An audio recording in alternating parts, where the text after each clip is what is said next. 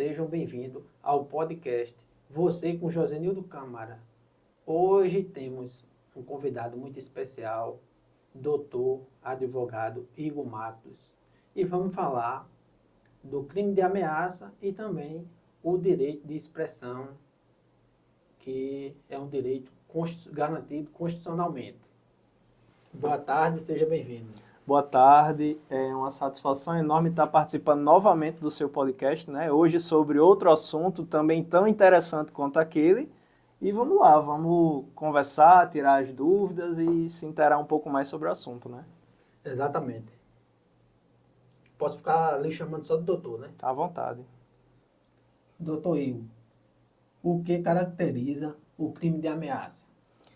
O crime de ameaça nada mais é do que você, como o nome já diz, ameaçar alguém, seja através de redes sociais ou pessoalmente, através de carta, enfim, pelos mais diversos meios, ameaçar alguém de algum mal injusto e grave. Vale a pena ressaltar que o crime ele se concretiza independente do mal que você ameaçou ser realizado ou não. Se você ameaça alguém de morte, o crime ele se concretiza independente de você vir ou não a matar aquela pessoa, isso seria um mero exaurimento do crime.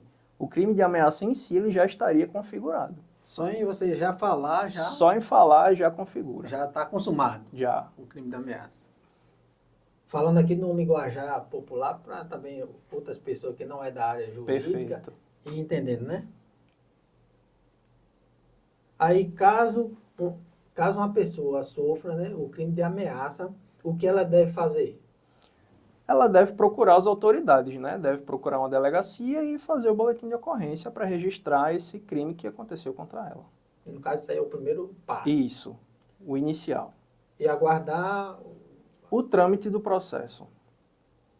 E quais as penalidades o infrator está sujeito? Bem, o nosso Código Penal prevê uma pena de reclusão de 1 a 6 meses ou pena de multa. E aí depende da gravidade do caso concreto, né? Qual vai ser aplicado. Isso aí é o juiz quem vai Isso. decidir na hora, né? Isso. E, por exemplo, eu estou numa discussão, né?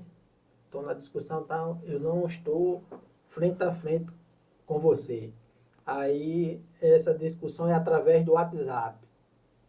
Eu mandando mensagem, um bonequinho com uma arma, alguma coisa desse tipo, uma faca. Isso caracteriza o crime de ameaça? Sem dúvidas. As pessoas acham, muitas vezes, que o que a gente faz nas redes sociais, na internet, não tem validade jurídica. Mas o que a gente faz nos meios de redes sociais e internet serve tanto quanto o meio físico. Da mesma forma que eu posso ameaçar alguém através do WhatsApp, como exemplo que você citou, teria o mesmo efeito se eu ameaçasse pessoalmente. Então, você mandar uma foto de uma arma, de uma faca, ou mandar áudio ou mensagem ameaçando, com teor de ameaça, configuraria de mesma forma como se fosse pessoalmente. Isso, o meio que ele vai executar isso não tem nenhuma diferença. Também nesse mesmo exemplo aí, só em ele enviar a mensagem, chegou lá na outra pessoa, né, do outro lado da linha, no caso do WhatsApp, já está consumado. Já está consumado. Desde que seja, como já dito, mal, injusto e grave. Que ofendeu aquela pessoa, ela se sentiu ameaçada, já configura o crime. Aí, qual é a diferença entre o crime de homicídio e latrocínio? O crime de homicídio ele é um crime contra a vida de outra pessoa. Ele está capitulado como matar alguém. Então, quando você atenta contra a vida de outra pessoa, mata outra pessoa, você comete um homicídio. Muitas vezes isso se confunde com o latrocínio, que entende-se no linguagem popular que é o roubo seguido de morte. Na verdade, não. O latrocínio ele é o roubo com resultado morte. Então, ele não é um crime contra a pessoa, ele é um crime contra o patrimônio. Também por isso ele não é julgado pelo tribunal do júri, ele é julgado pelo juiz singular. Então ele tem rito diferente do homicídio por se tratar de um crime diferente do homicídio. Embora o resultado de matar a pessoa seja o mesmo, em um você tem o crime direcionado àquela pessoa e no outro você tem um crime de roubo qualificado pelo resultado morte. Mas os dois vai ser julgado no júri? Não. O homicídio, sim, pelo tribunal do júri. São aqueles 4 crimes que a gente conhece que são julgados pelo tribunal do júri. O latrocínio, não. Como ele é um crime de roubo, ele é julgado pelo juiz singular, o juiz da primeira instância. Vamos retomar um pouco aqui o crime de ameaça. A penalidade, como você falou, é de 1 A 6 meses. a 6 meses. Ou multa. Ou multa. Isso, no meu ponto de vista, não vem ser um temor que quem pensa em cometer esse crime aí, vai pensar, não vou fazer isso não. Um exemplo de ameaça, porque a multa, um exemplo, dá uma multa de R$ 1.000, R$ 500, o cara paga e já está livre daquilo. Então, eu acredito que o nosso Código Penal, na realidade, as leis penais que regem o processo como um todo, está precisando de uma mudança urgentemente para que venha a ter realmente leis rigorosas. Porque a partir do momento da ameaça, não todos, mas pode surgir o homicídio. Se tivesse leis rigorosas, que aquele cara, a partir do momento que ele ameaçou, pegasse uma pena pelo menos uns 5 anos, a pessoa já pensava 2 vezes antes de ameaçar. E se caso venha consumar, a pena no Brasil, particularmente, como eu já falei, eu acho muito branda, né? Muito pouca. Deveria, no mínimo, que no Brasil a pena máxima é 40 anos. Deveria ser os 40 anos em regime fechado para qualquer tipo de crime que venha tirar a vida de outra pessoa inocente. Certo que tem umas excludentes aí, né? Que é o caso de legítima defesa e tem outras aí. Não vem o caso. Mas, a partir do momento que você tirou uma vida de qualquer pessoa, deveria ter uma pena, que no Brasil hoje a pena máxima é 40 anos, realmente pegar 40 anos, cumprir aqueles 40 anos em regime fechado, acabar com esse negócio de saidinha, que já tem um projeto aí que está quase sendo aprovado, muito tarde, mas está quase indo para os finais aí, sendo aprovado, muito tarde, como eu já falei, e acabar com esse negócio de regime semiaberto, regime domiciliar e ficar o regime único. E esse negócio de o cara pegar 150 anos, 200 anos de pena, isso é um absurdo. Para que tantos anos de pena se o cara não fica? Então tem que ter mudanças, os nossos legisladores trabalhar nisso aí, para ver se muda um pouco a realidade do Brasil. Vamos voltar para o assunto. Vamos. Só para pontuar, no caso do crime de ameaça, a nossa jurisdição entende que não é um crime tão grave. Tanto é que ele é de ação penal pública condicionada à representação. Não é de ação penal pública incondicionada, como, por exemplo, o crime de homicídio. O crime de homicídio basta que a autoridade policial tenha conhecimento que aconteceu aquele homicídio, ele seja notificado do crime, para dar andamento ao processo. No crime de ameaça, não. Necessita que a pessoa que sofreu a ameaça faça a representação, diga de fato que ele quer dar seguimento ao processo para que aquele processo ande. Então, muitas vezes acontece que a pessoa faz o boletim de ocorrência e não dá em nada. Você tem um período de 6 meses para fazer a representação. Muitas vezes você faz o boletim de ocorrência acreditando que só em fazer o boletim o processo já vai andar, não tem esse conhecimento da representação. O processo extingue porque acaba aqueles 6 meses, você não fez a representação, o processo não vai para frente e fica por isso mesmo. Então, muitas vezes, nesse prisma que você falou, a pessoa muitas vezes ameaça e não dá em nada, porque de fato não é levado à frente, né? É verdade. Vou retomar um pouco aqui o que eu vinha falando. Porque, segundo matérias que eu vi em jornais, até o ex-ministro Flávio Dino, no Brasil foi mais de 40 mil mortos vítimas de violência. Quer dizer que as leis atuais não estão resolvendo muita coisa.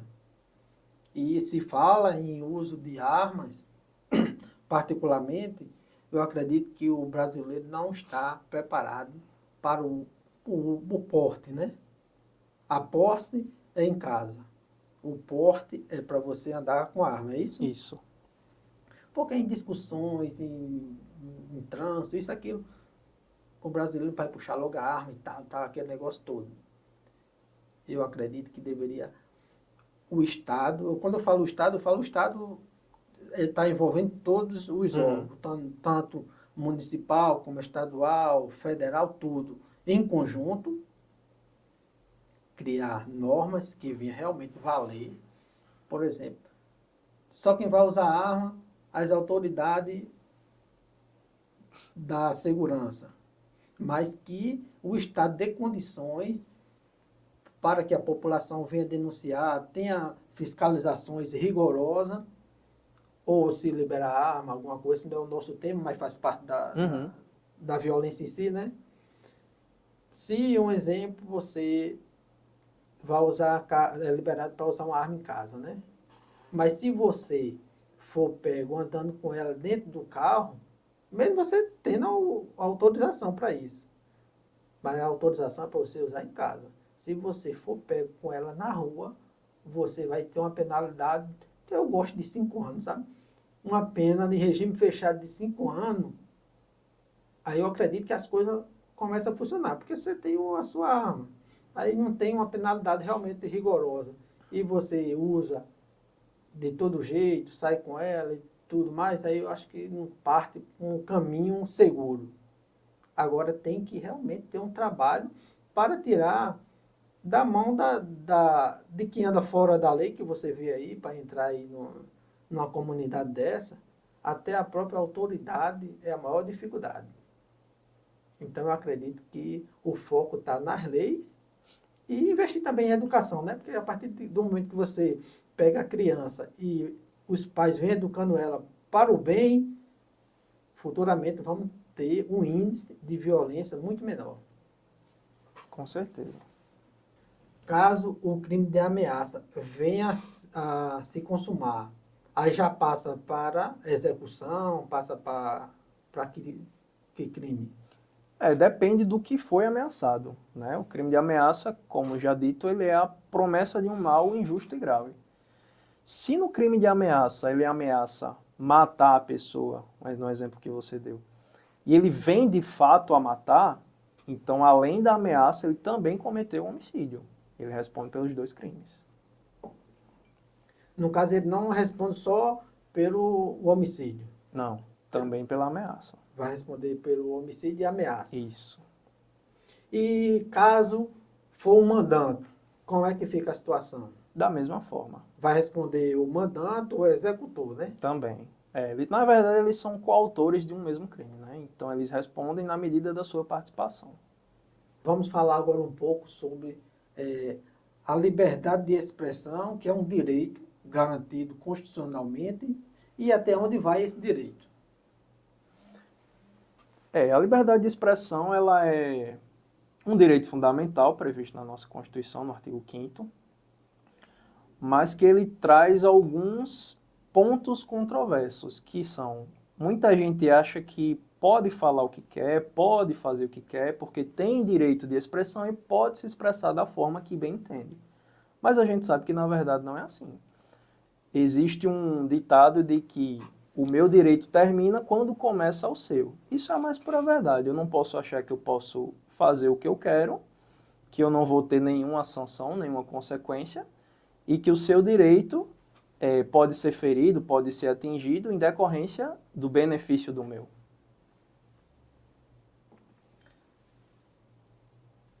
Eu vou dar um exemplo aqui. No caso aí, eu estou assistindo um exemplo, uma escola de samba. Aí tem uma pessoa famosa, né, que faz tempo que eu não via. Aí, quando eu assisti, né, essa escola aí, a pessoa aumentou uns quilinhos. Aí eu vou lá nas redes sociais, qualquer uma delas, aí vou, onde estava o vídeo, né? Aí eu vou, mando mensagem: "Ei, você está precisando de fazer uma academia, tá? Você está precisando de diminuir os quilinhos, você está muito isso, muito aquilo." Aí depende dos termos que for usado. Você até pode, entre aspas, falar o que você quer. Mas você tem que entender que se aquela pessoa se sentir ofendida, sentir que sua honra, objetiva ou subjetiva, foi abalada de alguma forma, essa sua imagem foi manchada de alguma forma, tanto a imagem perante a sociedade quanto a imagem dela mesma, você pode estar incorrendo no crime de calúnia, de injúria ou de difamação, dependendo do que você falar, né? Então, assim, não é como se você pudesse falar o que você quer sempre que você quer. Você até pode, mas é uma faca de dois gumes. Você pode, mas você também tem que arcar com as consequências daquilo que você falou. Porque muitas pessoas confundem, às vezes, né, o direito de expressão com, às vezes, fazer xingamento, falar coisas ofensivas e mistura tudo. Com certeza. As pessoas acham muitas vezes que a internet é uma terra sem lei, em que tudo é permitido. E a gente sabe que não é assim. As mesmas sanções que você tem no mundo real, entre aspas, você tem no mundo virtual. Da mesma forma que se você chegar para uma pessoa na rua e falar esse tipo de coisa, ela vai se sentir ofendida, na internet ela também vai se sentir ofendida. Talvez até mais. Pelo amplo alcance da internet e das redes sociais, milhares de seguidores, dependendo da pessoa, se for uma pessoa famosa, se for uma pessoa pública, pode ter um impacto até mais gravoso do que seria pessoalmente. É por isso que já é previsto aumento de pena nesses casos de ofensas em redes sociais, em calúnia, injúria e difamação, eles têm um aumento de pena significativo se eles são realizados dentro do ambiente virtual, tendo em vista que as consequências para a pessoa que sofre aquela ofensa, que sofre aquele comentário, podem ser até piores do que seria no mundo real, entre aspas. Porque caso a pessoa fosse falar alguma coisa, né, ofensiva, pessoalmente, não vai ter, outras pessoas não vai ter acesso Sem dúvidas. a essa ofensa, por exemplo. Sem dúvidas. Na rede social tá lá para todo mundo ver, né? Aí não tem limite, né? A rede social Exatamente. não tem limite. Por isso que tem esse agravamento. Exatamente. Essa semana eu estava assistindo jornais e teve uma pesquisa mundial que os órgãos públicos não estão preparados para lidar com as redes sociais. No caso, a maioria das pessoas hoje não estão mais confiando no que vê nas redes sociais, não tem um controle. Uhum. Porque qualquer pessoa pode criar um negócio, joga lá nas redes sociais, ninguém não sabe se é verdade, se é mentira. E, segundo a matéria que foi passada no jornal, os órgãos públicos não têm a expertise ainda nesse sentido, ainda para elaborar um negócio que venha controlar mais as redes sociais, que realmente estão precisando de um maior controle.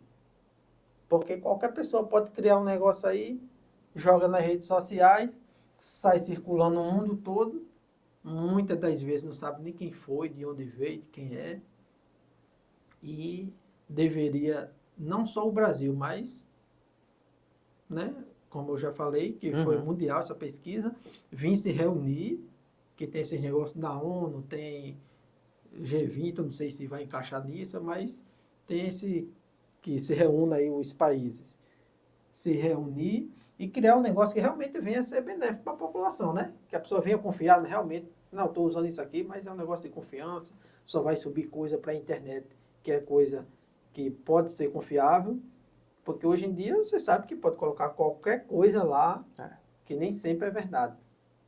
Concorda? É difícil fazer essa regulação tendo em vista que todo mundo tem o poder e tem o acesso de postar o que quer, a informação que quer, sendo verdade ou não, né?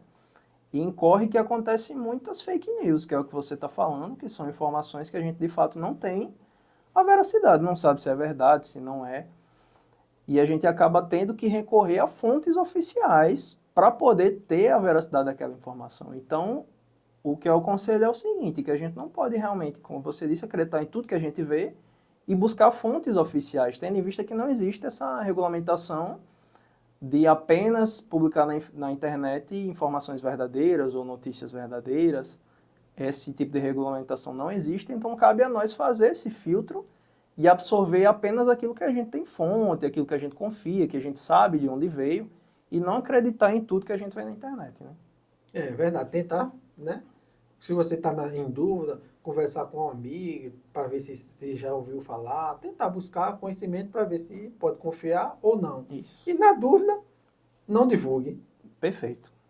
Doutor Igor, e se a pessoa recebeu uma mensagem de texto ou um vídeo e essa pessoa não tem, assim, se ela é verdadeira ou se é falsa essa mensagem, o que ela deve fazer? Hoje em dia acontece muito de as pessoas caírem em fake news, né? Que são a divulgação de informações falsas que podem até parecer verdadeiras, mas que não são.